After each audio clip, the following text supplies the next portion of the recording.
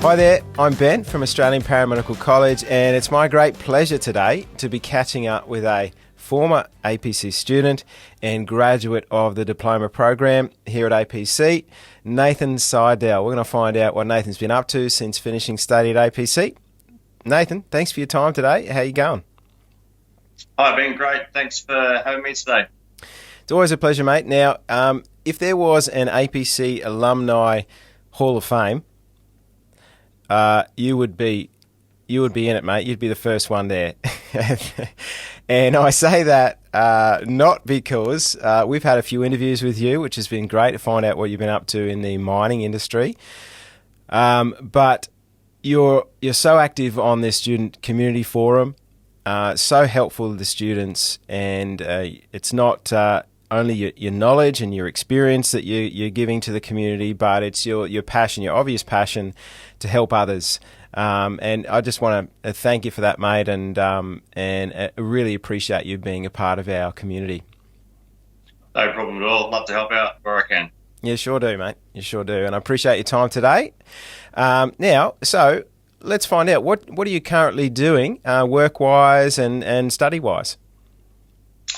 So I'm working FIFO up in the Pilbara at the moment on an even time roster as a emergency services officer and a paramedic. So currently studying with the University of Tasmania in their conversion program. So in the final year on the home stretch for the bachelor's program. So, yep, just doing the work and getting the degree done. Awesome, mate. And so you've been working quite a while now within the mining industry over there in WA. And as we were talking, there's quite a significant demand for the ESO roles within the emergency services sector in that industry, correct? Yeah, absolutely. Screaming out for them.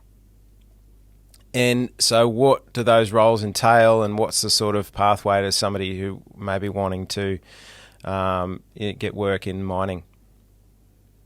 So I'm always asked this question by students, past students, even persons that work in ambulance services. How do I become an ESO or an emergency services officer?